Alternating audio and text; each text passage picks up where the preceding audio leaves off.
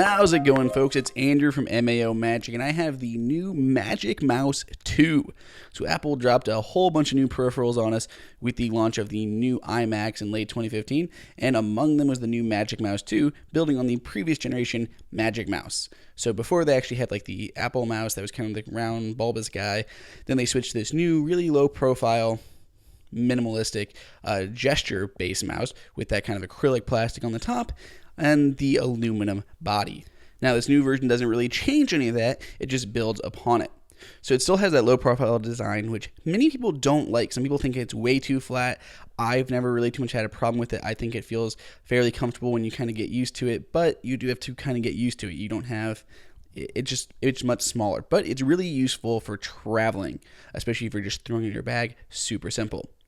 Now, the big difference, though, is the fact that it is rechargeable. It ditches those two AA batteries for a built-in lithium-ion rechargeable battery, handily being recharged using a lightning port. So if we're looking at the top of this, you'll see we simply still have that plastic shell. It has the right and left click, as well as those gestures for scrolling, swiping, jumping between spaces, pages on an internet browser, anything like that. The bottom you'll see is now all smooth. We have our black Apple logo, our sensors up in the front, the on and off switch, and the lightning port there in the back. So not much of this has changed, except we have those new feet on the sides as well. Those are now much flatter. So let's talk about charging. As I mentioned, it does use the new Lightning connection, the same thing that you would use on any of the new Apple peripherals or on any of your iPhones or iPads. That is quite handy because it is only one cord that you basically need plugged into your computer. The only problem is it's on the underside of your mouse. Since they didn't change the top, you have to awkwardly charge it like this, which not only could scratch that plastic top of your mouse, but makes it unusable while charging. Luckily, it does have a quick charge mode, so about 2 minutes of charging can provide up to 9 hours of use. So at least that part is kind of handy about it being on the bottom, but I'm sure most people would prefer it being on the top. However, that is kind of an ugly port that Apple has to stick onto their mouse, which I guess they're just not comfortable with. So if we want to compare our new second-gen mouse with our first-gen mouse, let's play a game. Which one's the new one?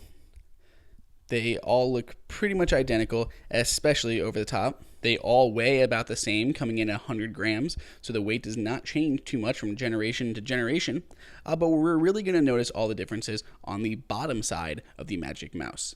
So we're going to go ahead and grab one of the original Magic Mice as well as the new one.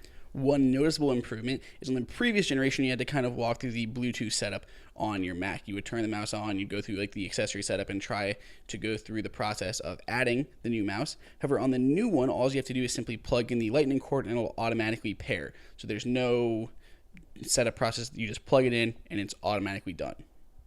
So notice the rails on the last generation on the left, they're kind of angled. Now on the new one, they're flat. So they pretty much it's supposed to glide smoother and with less resistance compared to the previous model. That's what they say. I don't notice much of a difference. It's pretty much on par. You also lose this little window part that was really obnoxious to get off. So that is a marked improvement over the last generation since this new one has the built-in batteries. Otherwise than that, the logo has now become darker. But that's really the only differences between the original Magic Mouse and the Magic Mouse 2. Which brings us to one of the main problems that I actually do have with the Magic Mouse in general, and that is the pitting that can appear on the sides of the Magic Mouse. So because your fingers are going to be all oily, just because fingers are oily, you're going to soon notice, after about a year or so of use, I started noticing little pitting on the sides where my fingers were holding that mouse. So it is because the bodies are going to be the same, I can assume that we might see similar effects on the new Magic Mouse. Though we can't say for sure, they could have changed something in the process, but if it is the same thing as the last one, then you may notice some wear marks on those two sides. Other than that, this holds up pretty well through daily use. Now, while some of Apple's 2015 peripherals, I'm looking at you, Magic Trackpad, took quite a large price hike since the last generation, the Magic Mouse stays pretty well within the same range. It goes from $69 to $79, which can pretty much be accounted for by the fact that it's including a new lightning cable, which you can use to charge any of your other peripherals or iPhones. If we take a look at the pros and cons, it is rechargeable, getting rid of all those pricey batteries. Second Pro, it is slim, which is very good for travel, though it may not be as ergonomic as some people like. It uses a lightning cable, so you don't have to use a micro USB that you may or may not have laying around. It has gestures built in, so you can control all the fancy gestures Apple's been implementing in their OS. And it has quick charge, so you can charge it for 2 minutes and get 9 hours of use, which is really handy when you don't want to turn your mouse over and not use it for a while. If we look at the con side, some people think it's too flat, some people think it's too slim. The total charge is not as long as many other mice in the market, probably because it has a little less body space than others.